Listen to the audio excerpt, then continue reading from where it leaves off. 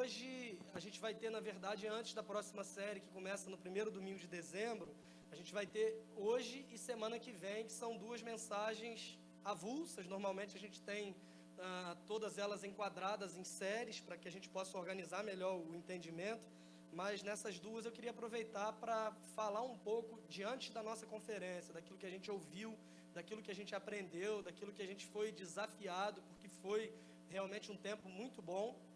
Aliás, se você não esteve aqui, eu queria te encorajar a procurar aí nas páginas da CBM, no canal, no YouTube, no Facebook, e assistir as pregações, mas a grande questão é o que nós fazemos de tudo isso que nós ouvimos. A gente fica admirado, a gente fica maravilhado, a gente se sente meio desafiado, a gente se sente meio que responsável por dar continuidade a isso, e a grande questão é a seguinte: ou você espera até o ano que vem para ficar maravilhado e se sentir desafiado de novo, ou a partir de hoje a gente começa a olhar para algumas coisas e pensar de forma diferente. Aliás, estamos falando de igreja.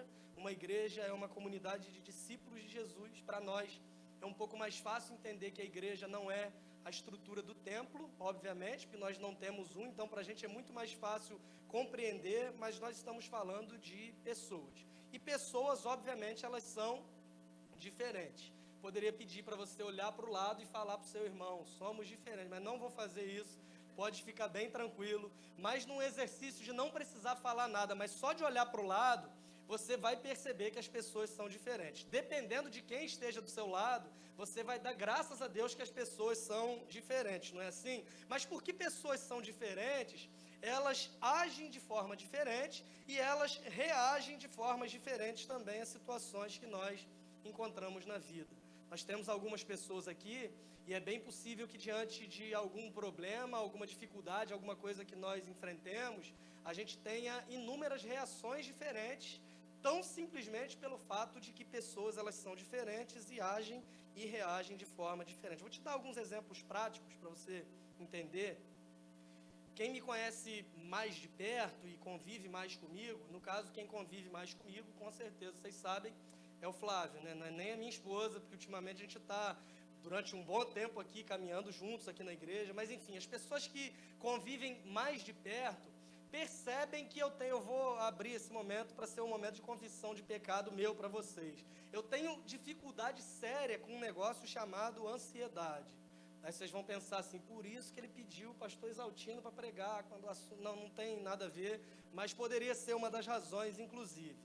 Pessoas com essa tendência à ansiedade, e essa semana foi até engraçado, que eu estava sentado ali pensando em algumas coisas, e sacudindo a perna sozinho assim, Flávio falou: você está nervoso? Eu falei: não, é que eu estou pensando. Quando eu fico pensando, não é o cérebro que mexe, é a perna, não sei te explicar a razão por trás disso, mas eu estava meio assim e tal, e pessoas com essa tendência de ansiedade, pode ser que você sofra em relação a isso. Eu já falei aqui, inclusive, que eu tentei me tratar, liguei para um psicólogo para marcar uma conversa, sei lá, um atendimento, e ele falou que só tinha vaga para daqui a 3 semanas. E aí uma pessoa ansiosa vai ligar para se tratar, ele vai me dizer que daqui a... Aí eu desisti, falei: o meu problema não vai ser resolvido por ele, eu sou crente, eu vou colocar os pés da cruz, amém, amados? Aí, nesse sentido, as pessoas que sofrem um pouco mais com essa questão de ansiedade, nós temos uma certa dificuldade de relacionamento com pessoas que não têm o mesmo ritmo de aceleração que a gente tem. É um negócio meio complicado, porque para quem tem essa tendência, é tudo para ontem, que é as coisas resolvidas de forma rápida, e tem pessoas que eu de verdade admiro na vida, que são pessoas tranquilas. Está chegando perto da hora do compromisso, ela está tranquila. Não é que ela não se preocupe, não é que ela não tenha responsabilidade, mas ela simplesmente reage à situação da administração do tempo diferente da forma como eu reajo. O que Deus faz? Ele casa uma pessoa assim com a outra do outro jeito, e agora em família a gente vai aprender um a ser menos ansioso, o outro a ser um pouco mais acelerado. É Deus que faz isso para nos tratar, para fazer com que a gente aprenda e a gente se desenvolva, porque à medida que a gente vai convivendo com o outro, seja no casamento, na igreja, na família, a gente vai percebendo de forma muito clara que o ser humano ele é de fato muito diferente um do outro. Você pega um outro exemplo: engarrafamento. Você está parado no engarrafamento, você está irritado, que você não vai conseguir chegar a tempo no seu trabalho, você tem milhões de coisas para fazer e você está parado ali naquele trânsito, tipo Macaé quando chove um pouquinho, a gente entende bem o que é isso. Essa semana foi meio caótica para alguns e tudo mais. Mas se você olha para o lado, no mesmo engarrafamento, é a mesma situação, é o mesmo problema. Vai ter uma mulher ali muito feliz, porque ela saiu de casa atrasada, não deu tempo de terminar a maquiagem, e ela aproveita agora o engarrafamento que tem, ela dá glória a Deus, tipo o Cabo Daciolo, porque ela está tendo a oportunidade, nesse momento, de consertar aquilo que a natureza não criou tão perfeito, ou de dar uma melhorada na aparência, ou de fazer o que ela tem que fazer, e ela está feliz. É a mesma questão, estamos falando do mesmo engarrafamento, estamos falando do mesmo trânsito. No carro do outro lado, vão ter duas crianças que vão para a escola sempre brigando uma com a outra, que é o que irmãos fazem normalmente, vão brigando um com o outro, mas de repente eles percebem que o engarrafamento está além do comum, eles vão ficar felizes porque vão chegar atrasados na escola e vão perder as duas primeiras aulas que são de matemática, eles não gostam, não querem assistir aquilo, é o mesmo trânsito, é o mesmo engarrafamento. Do outro lado tem o outro que está apressado para chegar no aeroporto porque tem voo, é o mesmo problema, mas nós percebemos reações totalmente distintas, porque o ser humano ele é diferente um do outro, e isso é fato, a gente consegue perceber com muita facilidade. Então, a questão não é necessariamente o problema que você enfrenta, mas é a forma como você o encara. Isso não acontece só para problemas, isso acontece para coisas boas também. Pessoas reagem de formas diferentes, por exemplo, quando recebem notícias. Notícia boa, notícia ruim, notícia do falecimento de alguém, aquela história, né? O gato subiu no telhado e tal. Tem um amigo nosso que ele estava numa sala, um monte de gente assim, e de repente ligaram e falaram, olha, você precisa dar um recado, que a mãe de uma pessoa nessa sala aí faleceu. E ele, tipo Big Fone, né? Quem atendeu tem que dar o recado e se vira. E ele ficou meio assim, não sei o que eu faço, e de repente no auge da sua criatividade ele falou assim, olha, quem tem mãe senta, quem não tem fica em pé. Você não senta não, que a sua morreu agora. Esse é um fato. Imagina como a pessoa reagiu a esse tipo de notícia. Mas coisas boas acontecem também e as pessoas reagem de formas diferentes. O nascimento de um filho, por exemplo, você vai ouvir relatos de pais que choraram, você vai ouvir relatos de pais que desmaiaram, você vai ouvir relatos de pais que não queriam assistir o parto e de repente por algum motivo eles se viram lá. Você vai ouvir outros que vão dizer que estavam totalmente tranquilos, mas na hora desmaiam, não conseguem. Eu já ouvi um pai dizer, por exemplo, que queria expressar a emoção e ele queria conseguir chorar quando o filho dele nasceu, mas ele não conseguiu chorar para expressar a emoção. Não vou citar nomes, porque Isaltino não veio hoje, mas enfim, a gente tem reações diferentes diante de situações diferentes, exatamente porque pessoas são diferentes. Há um livro na Bíblia que ele narra, ele registra o início da história da igreja. É uma trajetória que começa na cidade de Jerusalém, onde Jesus é preso, e você vai vendo a igreja como esse movimento crescendo, expandindo, se desenvolvendo, até chegar a Roma, que era a capital do mundo na época. A gente está falando, obviamente, do livro de Atos. O Novo Testamento, ele começa da seguinte forma: 4 primeiros livros nós chamamos de evangelhos, Mateus, Marcos, Lucas e João. Eles narram sob óticas diferentes, eles narram para públicos diferentes os acontecimentos da vida e do ministério de Jesus Cristo. Mateus, por exemplo, é escrito primariamente para os judeus. Por isso, se você olhar no Evangelho de Mateus, você vai ver inúmeras vezes ele fazendo referência ao Antigo Testamento. E isso aconteceu para que se cumprisse o que foi dito por meio do profeta tal. O Evangelho de João, ele é um pouco diferente dos outros 3. Ele é escrito mais para os povos não judeus. Cada um deles com seu objetivo e perspectivas diferentes dos mesmos acontecimentos. Depois dos evangelhos, começa esse livro histórico, que é o livro de Atos dos Apóstolos. Na verdade, a gente recapitula um pouquinho, a gente volta um pouquinho, e quando a gente fala de evangelho, é exatamente essa mensagem que estava se expandindo. Essa mensagem que estava alcançando os outros povos, e é isso que narra o livro de Atos dos Apóstolos. Que mensagem é essa? A mensagem do evangelho que falamos semana após semana e que falaremos hoje novamente, que é aquela ideia de que o homem que foi criado em perfeita harmonia com Deus, ele tem esse relacionamento quebrado por causa do pecado e agora ele é incapaz de se relacionar com Deus de novo, porque tudo que ele faz, ele esbarra nesse grande problema que é a barreira do pecado. Não havia nada que o homem pudesse fazer para restabelecer esse relacionamento. Então, diante dessa impossibilidade, Deus é quem vem até nós, na pessoa do seu Filho Jesus Cristo. Ele vive uma vida perfeita, que nós somos incapazes, ele morre levando em si mesmo a condenação pelos nossos pecados, ele ressuscita ao terceiro dia, e isso tudo está narrado no Evangelho, não à toa, essa mensagem é conhecida como o Evangelho, que significa boas novas, e é exatamente isso. Mas no final, depois que Jesus ressuscita, ele aparece para os seus discípulos, e nos versos finais do Evangelho de Lucas, você vai ver ele dando uma ordem clara para os seus discípulos, quando ele fala o seguinte: eu quero que vocês fiquem em Jerusalém, até que vocês sejam revestidos de poder do alto. Fiquem aqui em Jerusalém, mas eu quero que vocês fiquem, não é para sempre. Eu quero que vocês fiquem aqui em Jerusalém, até vocês receberem poder, e esse poder vai vir do alto. É um poder que vem dos céus, é um poder que vem de Deus. Aí, Atos capítulo 1, no verso 8, novamente, Jesus ressurreto, depois de ter aparecido para os seus discípulos, ele vai complementar essa ordem, ele vai dar um pouco mais de detalhes, quando ele diz para os seus discípulos o seguinte: vocês receberão poder ao descer sobre vós o Espírito Santo. Ou seja, aquele poder que eu falei que vocês receberiam do alto, é o poder do Espírito Santo. Vocês vão receber esse poder.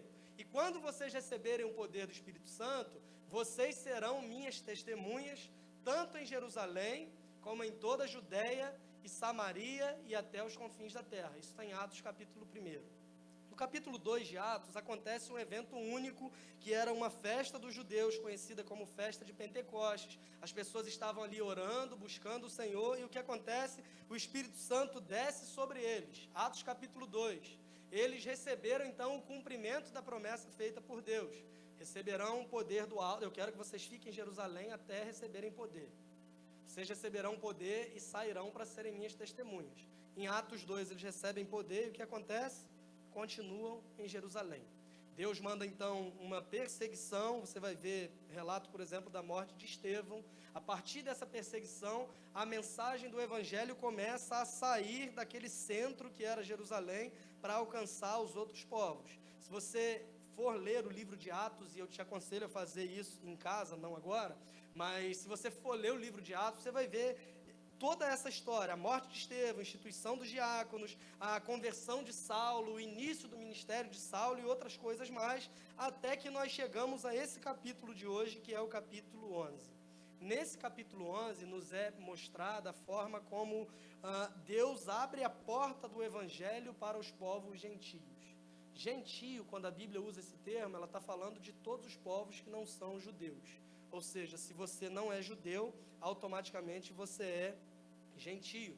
A promessa, a instrução que Deus deu para os seus discípulos era que eles fossem testemunhas, não só em Jerusalém, mas fora dali também. Eles deveriam ficar em Jerusalém até que recebessem poder. Eles receberam poder, não saíram, e agora receberam poder em uma perseguição e estavam saindo. Essa mensagem estava começando a chegar fora de Jerusalém. A igreja estava se desenvolvendo. Só que tem uma grande questão que a gente falou lá no início. Igreja, nós estamos falando de pessoas, e pessoas são diferentes. Pessoas agem diferente, pessoas reagem de forma diferente. Então, diante dessa expansão da igreja também, é possível notar alguns tipos de reação. Nós tivemos aqui a conferência falando sobre a importância, a relevância, missão da igreja, e pode ser que você tenha entendido tudo isso, pode ser que você tenha anotado tudo isso, mas a pergunta é a seguinte: diante de tudo que você compreendeu, como você responde a isso? Diante do monte de informação que você teve, como você vai reagir em relação ao que você aprendeu? Estamos falando da igreja de Atos 11, uma igreja crescendo, uma igreja que está saindo da zona de conforto de ser uma comunidade de iguais, e agora ela está alcançando aqueles que são diferentes. Se você vê alguns estudiosos e comentaristas de Atos dos Apóstolos, eles usam dois termos para se referir à igreja primitiva, que são unidade e diversidade. Diversidade porque a igreja é composta de pessoas que são diferentes. E unidade é que o seguinte, mesmo com todas essas diferenças, nós entendemos que há um propósito maior, há um propósito bem definido, e esse propósito, a razão pela qual nós somos igreja, é muito mais importante do que as diferenças que nos separam. Isso aí, para a turminha da política e da polarização, é sempre bom lembrar, né? Não há nada que possa nos unir mais do que a mensagem do Evangelho. E não há diferença alguma entre nós que seja superior ao que o Evangelho fez pelas nossas vidas. A igreja está alcançando pessoas diferentes. Ela era um grupo em Jerusalém, pessoas da mesma religião, pessoas com a mesma cultura, pessoas do mesmo contexto social, econômico e político. Agora ela está alcançando aqueles que são diferentes. De que forma você reage a isso? Atos capítulo 11, a gente vai ler a partir do verso 1 até o 26. Eu leio na NVI, a gente vai projetar, acho que não dá para ver muito bem. Foi de propósito, para você abrir a sua Bíblia e acompanhar. Não foi. Uma leitura longa, eu digo sempre que tem duas boas razões. A primeira é que se a pregação for ruim, pelo menos você leu bastante a Bíblia e vai sair daqui abençoado do mesmo jeito. E a segunda é que pode ser que você não tenha aberto a Bíblia essa semana em casa, então agora você vai ler um monte de versículos também à força. Atos 11, a partir do primeiro versículo. Isso, primeiro versículo. Os apóstolos e os irmãos de toda a Judéia ouviram falar que os gentios, ou seja, os não-judeus, também haviam recebido a palavra de Deus. Assim, quando Pedro subiu a Jerusalém, os que eram do partido dos circuncisos o criticavam, dizendo: você entrou na casa de homens incircuncisos e comeu com eles. Circuncisão era uma marca física de que alguém pertencia à religião judaica. Então, partido dos circuncisos eram as pessoas que acreditavam que crer em Jesus era bom, mas além disso você tinha que se submeter a esse tipo de ritual. Segue no verso 4. Pedro então começou a explicar-lhes exatamente como tudo havia acontecido. Eu estava na cidade de Jope orando, caindo em êxtase, tive uma visão. Vi algo parecido com um grande lençol sendo baixado do céu, preso pelas 4 pontas, e que vinha até o lugar onde eu estava. Olhei para dentro dele e notei que havia ali quadrúpedes da terra, animais selvagens, répteis e aves do céu. Então, ouvi uma voz que me dizia: levante-se, Pedro, mate e coma. Eu respondi: de modo nenhum, Senhor. Nunca entrou em minha boca algo impuro ou imundo. Só para você se lembrar. Estamos falando de Pedro, um homem religioso, um homem da religião judaica, um homem que foi instruído segundo a lei do Antigo Testamento. Então, para ele, nessa condição religiosa, comer carne de porco, por exemplo, era algo considerado totalmente impuro. Graças a Deus que tem essa ordem de Jesus para Pedro aqui, a gente fica tranquilo em relação a isso. Mas vamos lá. No verso 9, a voz falou do céu segunda vez: não chame impuro ao que Deus purificou. Isso aconteceu 3 vezes e então tudo foi recolhido ao céu. Na mesma hora, chegaram à casa em que eu estava hospedado 3 homens que me haviam sido enviados de Cesareia. O Espírito me disse que não hesitasse em ir com eles.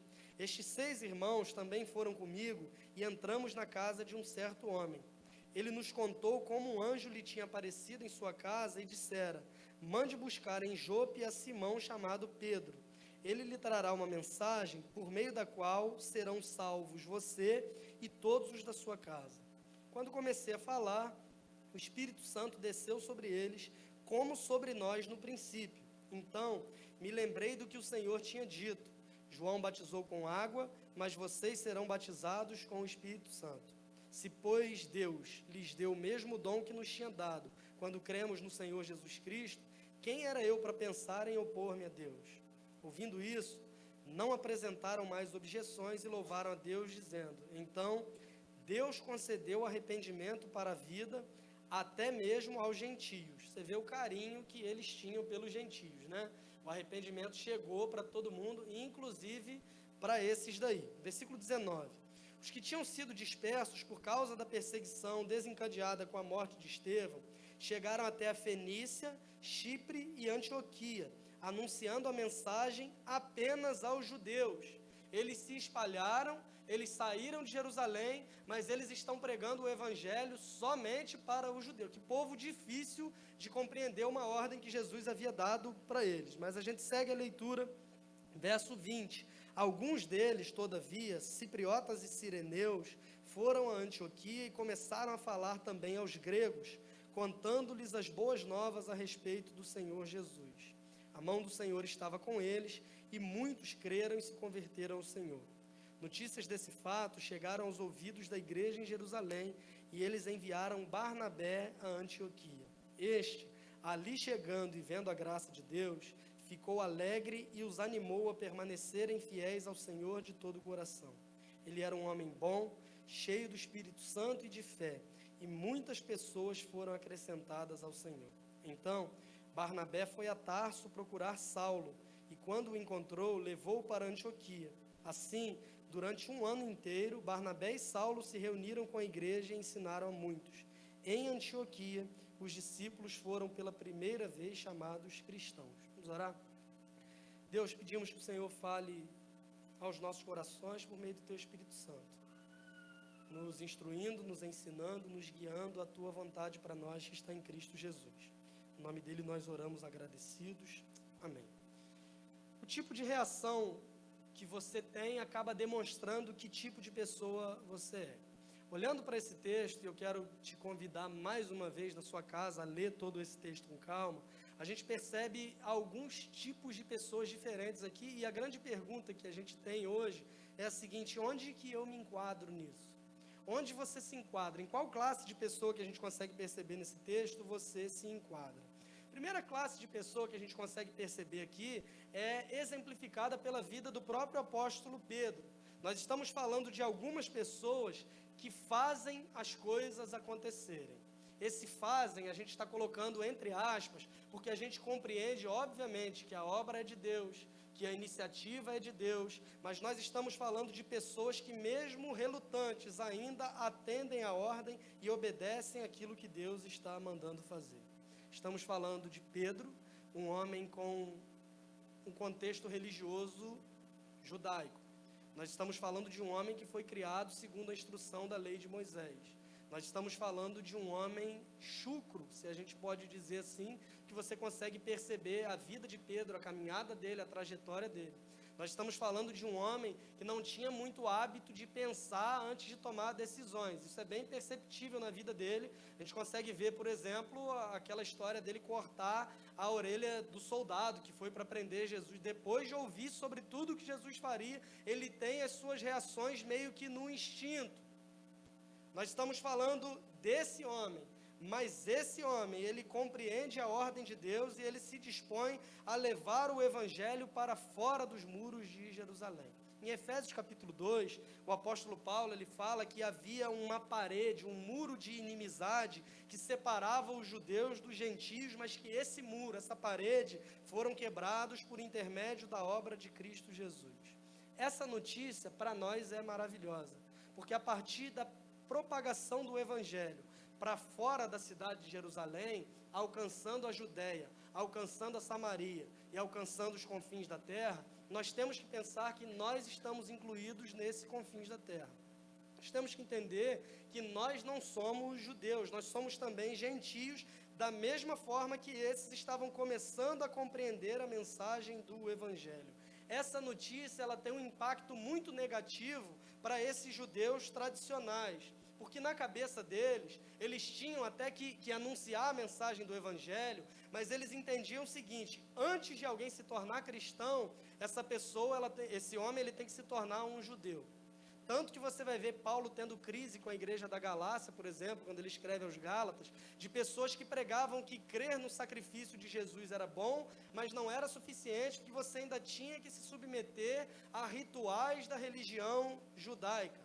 O apóstolo Pedro, mesmo sendo dessa linha, o apóstolo Pedro, mesmo sendo esse homem com esse pano de fundo religioso, ele se dispõe a levar a mensagem do evangelho, porque ele entende que aquilo ali era uma ordem direta vindo do próprio Deus. Ele entra na casa de um homem incircunciso. Isso era algo inimaginável para um judeu da época. Ele entra na casa de um homem não religioso e ele prega para aquele homem e para os seus familiares a mensagem do evangelho. que aconteceu ali, todos creram, todos os que creram foram salvos, e nós damos graças a Deus hoje, olhando a história completa, porque o apóstolo Pedro se tornou ali um instrumento nas mãos de Deus, para que as coisas acontecessem, para que o evangelho fosse pregado, e fosse pregado não simplesmente em Jerusalém, mas também fora da cidade de Jerusalém. Graças a essa atitude de Pedro, o evangelho chega até nós aqui nos confins da terra. Graças a essa atitude de Pedro, as coisas estão começando a se desenhar como Deus tinha instruído os seus apóstolos. Fiquem em Jerusalém, até que do alto sejam revestidos de poder, receberão poder ao descer sobre vós o Espírito Santo, e serão minhas testemunhas, não só em Jerusalém, mas também fora dela.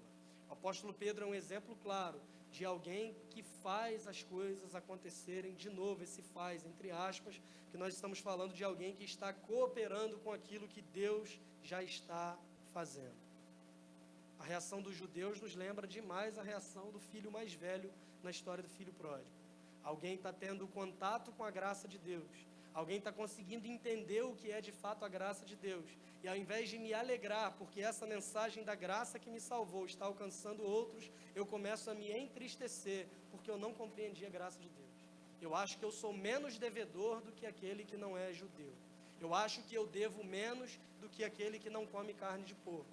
Eu acho que eu devo menos do que aquele que não guarda o dia de sábado. Então, o evangelho ele está alcançando os povos além de Jerusalém, e eles não estão alegres por isso, mas eles se entristecem, porque na cabeça deles, antes que alguém se tornasse cristão, alguém tinha que passar por um ritual religioso, uma espécie de preparação, antes de descansarem na graça da mensagem do evangelho de Cristo Jesus. Em segundo lugar, versículo 1, a gente percebe o seguinte: os apóstolos e os irmãos de toda a Judéia ouviram falar que os gentios também haviam recebido a palavra de Deus. Assim, quando Pedro subiu a Jerusalém, os que eram do partido dos circuncisos o criticaram. Da mesma forma que há algumas pessoas na igreja, nesse movimento de discípulos, que fazem as coisas acontecerem, existem pessoas que simplesmente ouvem sobre as coisas que acontecem. Nós estamos falando agora dos apóstolos, dos irmãos de toda a Judéia, que estavam distantes. A ordem tinha sido clara e tinha sido para eles, para que eles fossem testemunhas não só em Jerusalém, mas eles estão em Jerusalém e Deus está agindo em outros lugares. Eles não estão lá, eles não se dispuseram a obedecer a voz de Deus de forma direta, mas eles simplesmente ouvem de longe sobre tudo aquilo que está acontecendo. Chegou ao conhecimento deles que os gentios haviam recebido a palavra de Deus. E eles têm uma postura que é muito comum na vida daqueles que simplesmente ouvem de longe sobre o que está acontecendo. Eles criticam o apóstolo Pedro acerca do seu procedimento.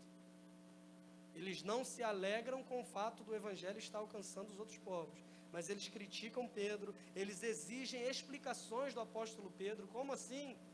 Você entrou na casa de um homem gentio. Você entrou na casa de alguém que não é circuncidado, de um incircunciso. Você se alimentou com eles, porque para o povo judeu a forma mais íntima de comunhão, de afeto, de carinho, de respeito era uma refeição juntos. E Pedro havia entrado na casa desse homem e havia comido na casa de gentios incircuncisos. Eles ouviram de longe que a mensagem do evangelho estava saindo dos portões de Jerusalém, e eles não se alegram com isso, pelo contrário, eles criticam Pedro. É muito comum a gente ver esse tipo de pessoa hoje ainda. Gente que dá mais valor ao tradicionalismo religioso do que aos indivíduos. Se você olhar nos evangelhos, você vai ver que Jesus cura um homem numa ocasião, num sábado. E o que os religiosos fazem? Se alegram porque o homem foi curado? Não. Criticam Jesus porque sábado não é dia de curar ninguém. Ele mostra para aqueles homens o que é de fato a lógica do evangelho. Como nós enxergamos a vida pela ótica do evangelho.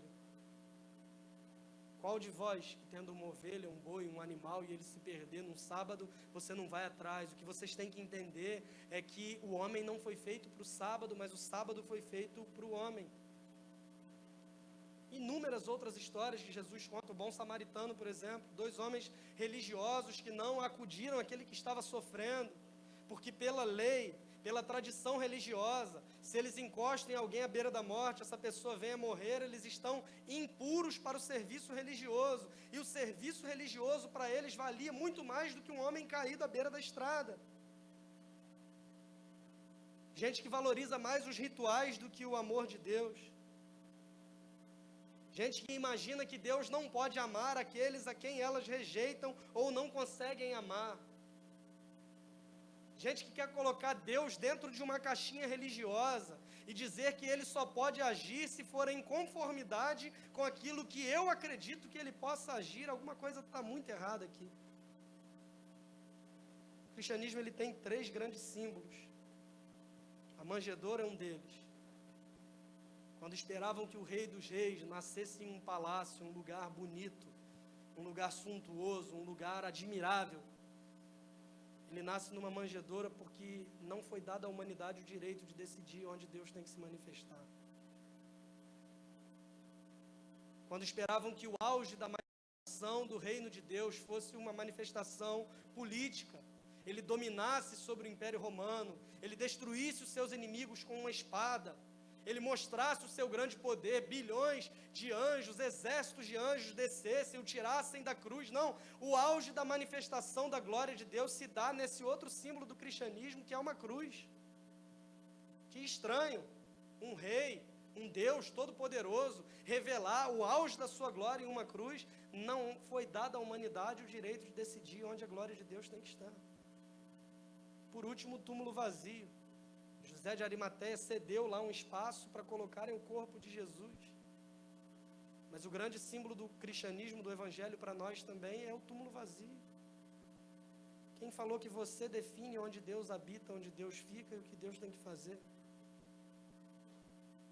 Isso é postura de quem está ouvindo de longe sobre as coisas que Deus está fazendo, não se envolvem e ouvem apenas com censura sobre as coisas que estão acontecendo. Irmãos, não se esqueça disso. Olhar para o livro de Atos é perceber que a igreja é uma comunidade de diferentes. Não tenta padronizar a ação de Deus pelo teu gosto pessoal. Não tenta achar que Deus só pode fazer aquilo que você gosta. Que só pode cantar a música que você gosta. Só pode usar tal roupa porque você gosta. Gente que cria regras sobre assuntos que a Bíblia se cala. São pessoas que criticam, que ouvem de longe. São pessoas que se acham mais justas do que o próprio Deus, porque a palavra de Deus não estabelece alguns princípios que elas tentam estabelecer. Não, Deus, a tua palavra não diz isso, mas para mim, eu não concordo, então tem que ser dessa forma. Que é isso? Só que tem situações ainda piores, e a gente percebe no verso 2 e no 3, quando há essa crítica de forma mais direta, no versículo 3 especialmente, quando diz o seguinte para Pedro: você entrou na casa de homens incircuncisos e comeu com eles. Existem pessoas que fazem as coisas acontecerem, existem pessoas que ouvem sobre as coisas que acontecem, existem pessoas também que se opõem às coisas que Deus está fazendo, por incrível que pareça, se dizem cristãos, mas se opõem às coisas que Deus está fazendo. Os membros legalistas daquela reunião lá em Jerusalém, eles atacaram Pedro porque ele entrou e se alimentou na casa de um gentio. Por isso que Pedro dá esse monte de explicação. Fala da visão que ele teve do lençol, da visão que ele teve que era para ir para outra cidade, dos homens que chegaram até ele depois de terem uma visão. Tudo isso ele está explicando diante dessa situação. Ele está dizendo: eu não fui lá porque eu quis. Ele ainda está dando satisfação, dizendo: eu fui porque eu estou obedecendo a uma ordem direta que me foi dada pelo Espírito Santo por meio de uma visão. Nem precisava daquilo, porque eles já tinham recebido uma ordem lá atrás, que eles deveriam ficar em Jerusalém só até receberem o poder do alto, que eles receberiam poder e deveriam ser testemunhas em Jerusalém, Judeia, Samaria, até os confins da terra. Mas mesmo assim, ele dá essas explicações: eu não estou fazendo isso porque eu quero, eu estou fazendo porque Deus me mandou e me mandou de forma direta. Ele chega a dizer que se ele desobedece isso, é o mesmo que ele está resistindo ao próprio Deus. Pior do que aqueles que simplesmente ouvem sobre o que acontece, são aqueles que se opõem ao que Deus está fazendo. Verso 18 vai dizer que por um momento aquelas pessoas se apaziguaram, por um momento. Isso vai ser recorrente. O evangelho não é um caminho fácil. O cristianismo não é um caminho simples, no sentido de facilidade de não encontrarmos oposição. Prova disso é a própria vida e o ministério de Jesus Cristo. por um momento se apaziguaram. Mais tarde, esses homens fariseus teimaram de novo em ensinar que os judeus precisavam, antes de serem cristãos, os gentios, antes de serem cristãos, se tornarem judeus. Em Atos capítulo 15, por isso que eu te encorajo a ler o livro de Atos depois. Você vai ver sobre o concílio que foi criado em Jerusalém, um concílio geral, a fim de esclarecer que aquele ponto era um ponto vital para o evangelho de Jesus Cristo. Foi necessário que os apóstolos e os líderes da igreja se reunissem em Jerusalém com o objetivo de silenciarem aqueles que tentavam limitar a liberdade que o evangelho pode nos oferecer. Se diziam povo de Deus, mas estavam se opondo à ação que Deus estava fazendo fora das paredes de Jerusalém. Eles acreditavam que Deus podia até fazer, mas desde que fizesse com os judeus, porque eles são iguais a nós, porque eles são da nossa religião, porque eles são do meu gosto pessoal, porque eles me agradam, porque eles fazem o que eu quero, porque eles fazem como eu faço, porque eles agem da forma como eu ajo. Mas há também algumas pessoas que ajudam outros para que as coisas aconteçam, e isso a gente vê do verso 19 em diante, na história desse homem chamado Barnabé. Da mesma forma que alguns, como Pedro, fazem as coisas acontecer, alguns, como os irmãos na Judéia, ouvem sobre as coisas que estão acontecendo, da mesma forma que, como esses religiosos legalistas, há pessoas que se opõem ao que Deus está fazendo, ao que está acontecendo, mas existem outros também que ajudam pessoas a fazer as coisas acontecerem. Quando a igreja de Jerusalém ouviu falar sobre o crescimento da igreja em Antioquia da Síria, eles falaram: esses homens precisam de ajuda. E eles fizeram diferente do nosso contexto, do que a gente está acostumado a ver. Pode ser que a ideia de plantação de igreja que você tenha seja criar uma congregação para eu me livrar de todos os membros que estão dando problema aqui, eu mando para lá, e a gente está aumentando os números, a gente está plantando uma nova igreja, e na verdade o que a gente está fazendo, transferindo os problemas. Eu não sei o conceito, o contexto que você vem, mas eu já vi inúmeras vezes pessoas se levantarem, quando o pastor queria fazer isso, então era certo. Ele se levantava como profeta, e aqui muitas aspas, e ele falava: não, a gente vai passar por um momento agora que Deus ele vai podar essa igreja como uma árvore, ele vai cortar os galhos quebrados que não dão fruto para que a árvore cresça. Ele profetizou tanto isso que um dia o galho foi embora também. Mas enfim, a nossa mentalidade de plantação de igreja, de ajudar outras igrejas, normalmente, pelo nosso contexto, é exatamente essa. O que a igreja de Jerusalém poderia fazer? Deixa eu ver quem está me dando problema aqui. Antioquia, Gentio, eles vão ver, eu vou enviar para lá uns 3, que eles nunca mais vão me pedir ajuda, porque o meu objetivo é me livrar desse problema, é uma oportunidade que Deus está nos dando para fazer isso. Você que é batista há mais tempo que eu, você sabe melhor do que eu aí desse tipo de coisa que acontece. Aliás, de manhã eu falei, vou falar agora de novo, conta essa história de um avião que caiu numa ilha deserta, 6 sobreviventes. 2 batistas, 2 presbiterianos e 2 assembleianos. E aí eles falaram: a gente está aqui, não tem acesso a mais nada, a gente precisa começar a se reunir, a gente precisa começar a fazer alguma coisa, vamos fazer uma igreja. E aí um falou assim: cara, mas não dá para ser uma igreja só, porque eu não concordo com o batismo infantil de jeito nenhum. E o outro falou: e eu já não concordo com o batismo só após a fé. Enquanto isso, os outros 2 estavam falando em línguas lá no canto, eles perceberam que não dava para misturar mesmo. E aí o que a gente faz? Os presbiterianos abriram a igreja presbiteriana da ilha, num lugar. Os assembleianos abriram a Assembleia de Deus, Ministério da Ilha, em outro lugar. E os batistas falaram assim: vamos fazer o seguinte, cara, eu abro a primeira igreja aqui e você abre a segunda do outro lado. Porque não gosta de se misturar e tem essa ideia. Vamos multiplicar dessa forma. Não foi isso que a igreja de Jerusalém fez. Eles separaram o que eles tinham de melhor. Vamos enviar para eles um homem bom, um homem cheio do Espírito Santo, um homem cheio de fé. Um homem que os crentes daqui a muitos anos vão até confundir de tão bom que ele era, vão fazer até um louvor para ele. Pode ser que você já tenha cantado sobre isso. Não fica bem a gente passar bem. Já cantou esse troço. Um louvor a Barnabé. De tão bom que ele era, a gente confundiu. Fizeram há pouco tempo para Ana Paula Valadão também, mas aí é outro caso. Aliás, se Barnabé soubesse do que iria acontecer, talvez ele nem se dispusesse a ir. Uma outra teoria que eu tenho sobre outro personagem, para mim, eu tenho certeza que se Zaqueu soubesse dessa musiquinha que fizeram, ele não teria subido na árvore de jeito nenhum. Mas enviaram o que eles tinham de melhor, Barnabé, o filho da consolação. Alguém que fez do seu ministério uma plataforma de investimento na vida de outros, para que outros também pudessem ser usados nas mãos de Deus. Qual a grande diferença entre os que fazem acontecer e os que ajudam? Barnabé não estava necessariamente na linha de frente, na liderança da igreja. Ele não era um apóstolo, mas ele era alguém usado por Deus para que outros pudessem fazer acontecer.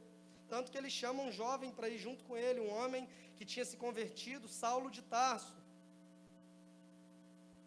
Barnabé não foi obstáculo para os que queriam fazer a obra como os fariseus, mas ele era facilitador, cooperador e encorajador daqueles que estavam engajados na obra de Deus. Aos que fazem as coisas acontecerem, aos que ouvem sobre o que acontece, os que se opõem ao que Deus está fazendo e os que ajudam outros para que as coisas aconteçam. E onde você se enquadra nisso? Que papel você ocupa no reino de Deus?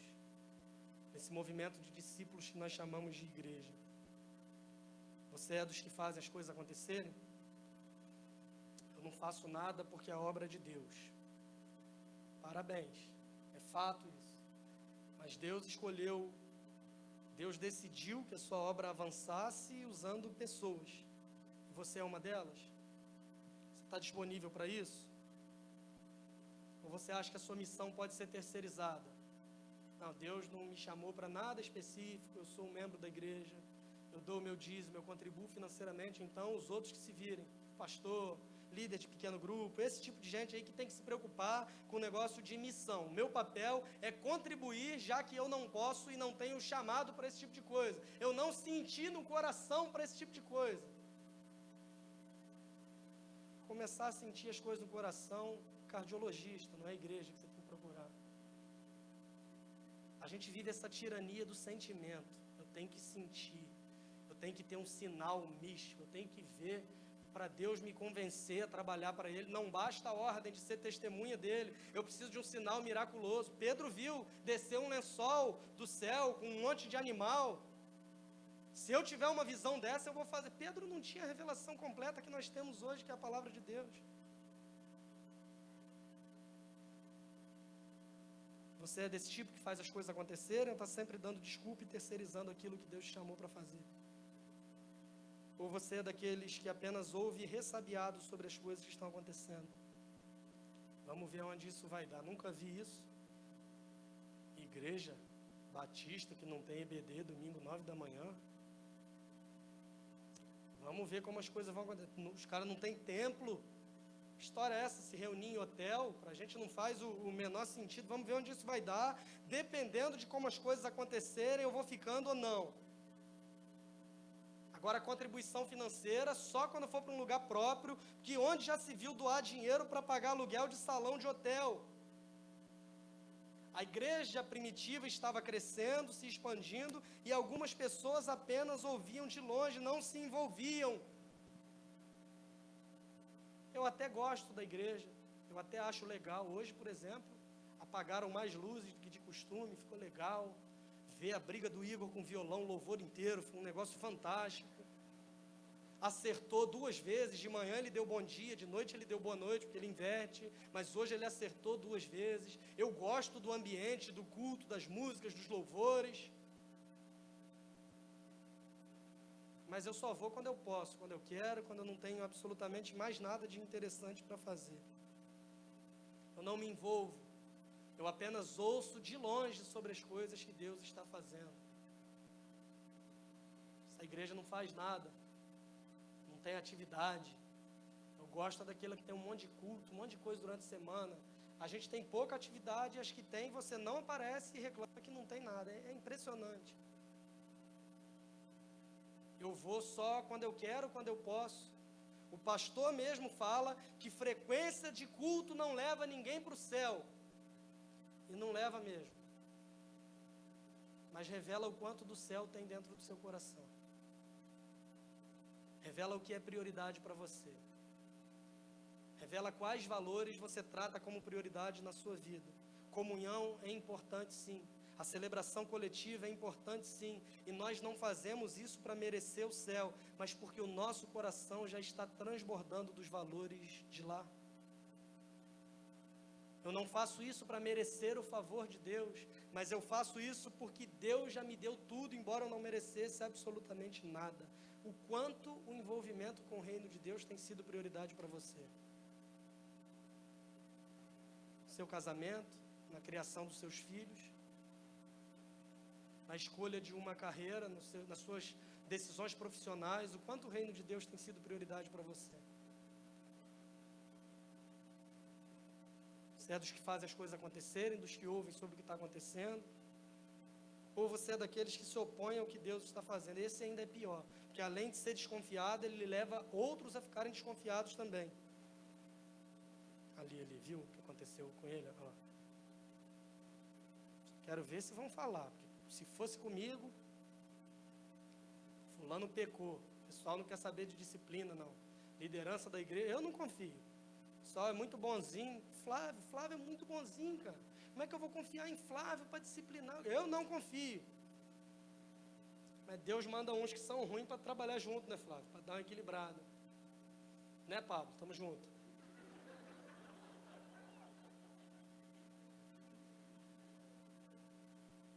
Gente que se opõe ao que Deus está fazendo.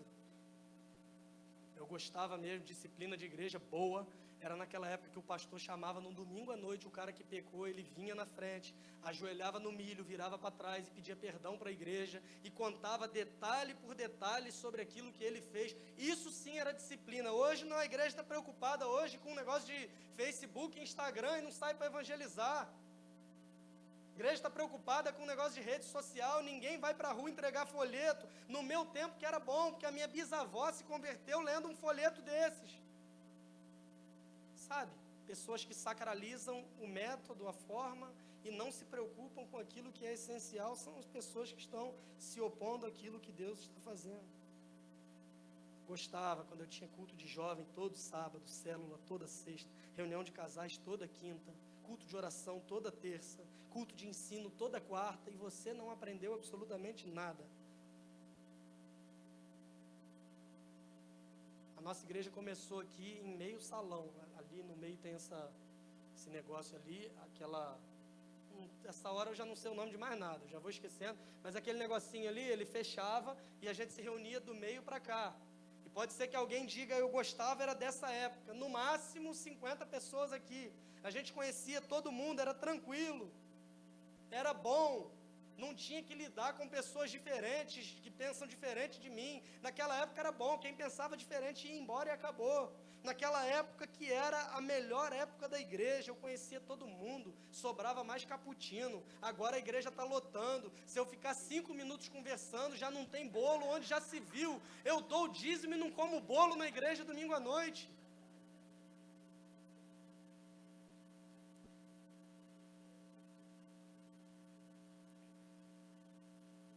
Mas há também aqueles que vivem para ajudar outros a fazer as coisas acontecerem. A liderança da igreja, é claro, não é para todos. E essa que é a diferença que eu estou falando entre ajudar e entre fazer, entre aspas, óbvio, estar na linha de frente, na liderança. A pregação pública não é um dom para todo mundo, isso é óbvio, é claro. Tem gente que morre de medo só de pensar na possibilidade de chegar perto do microfone e já treme todo. Liderança não é de fato para todos, pregação pública não é para todos, mas tem um negócio que é para todo mundo, que é o serviço. Barnabé não era apóstolo, ele não era um líder de forma direta dessa igreja, mas ele era alguém que percebia necessidades e se prontifica a ser suporte para aqueles que estão na linha de frente.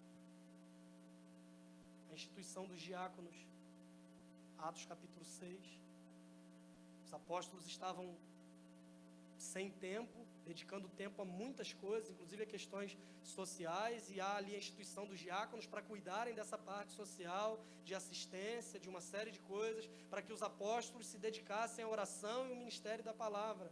Gente que foi instituída por Deus para dar suporte àqueles que estavam anunciando o evangelho de forma direta. Barnabé chama esse homem chamado Saulo de Tarso para ser cuidado por ele. Esse homem não é ninguém mais, ninguém menos do que o apóstolo Paulo. Olha a importância que Barnabé tem para a história da igreja, mesmo não sendo um apóstolo, ou não estando diretamente na linha de frente. Você não precisa de um chamado especial para servir. Você precisa obedecer porque a ordem já foi dada. Você precisa orar para que Deus abra os seus olhos e você consiga perceber as necessidades. E se envolva. E ajude para que as coisas aconteçam. Porque todo cristão, independente de chamado, ministério, todo cristão, ele é chamado para reproduzir novos discípulos. É a grande comissão, a grande tarefa que Cristo deixa para a sua igreja. Se você tem sido dos que ouvem apenas ou dos que se opõem, eu queria que você parasse hoje para refletir sobre o teu papel na sua caminhada cristã e no reino de Deus.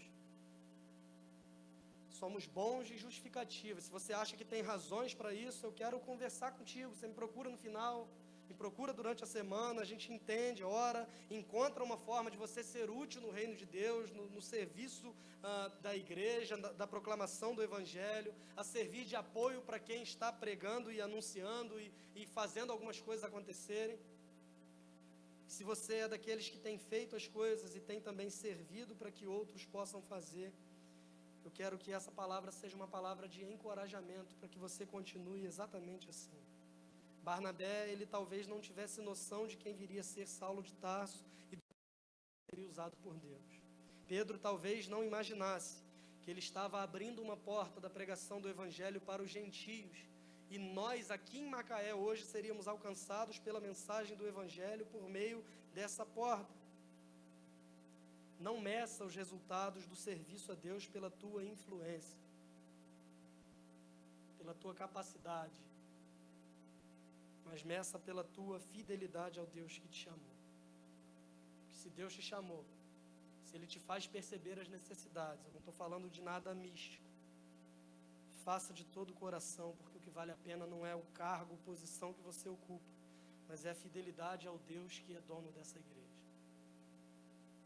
Um Deus que não depende de nós, mas que ainda assim escolheu nos chamar para cooperarmos e colaborarmos com o que Ele já tem feito nessa cidade. Um Deus que não precisa de nós, mas nos convida a nos envolvermos no reino dEle, com aquilo que Ele ainda vai fazer nessa cidade, por meio dessa igreja, para a glória dEle mesmo. Onde você se enquadra, onde você quer se enquadrar, feche seus olhos, chamar o Ministério de Música aqui à frente. Que isso faça sentido para nós, na caminhada, na vida cristã, no dia a dia. Nos envolvermos, nos comprometermos de todo o coração, entendendo que não é uma iniciativa nossa, mas esse envolvimento é possível, como resposta à mensagem do Evangelho que nos alcançou. Para que da mesma forma que nós que fomos alcançados por essa mensagem, sejamos instrumentos de Deus, para que outros também sejam. Que Ele nos ajude.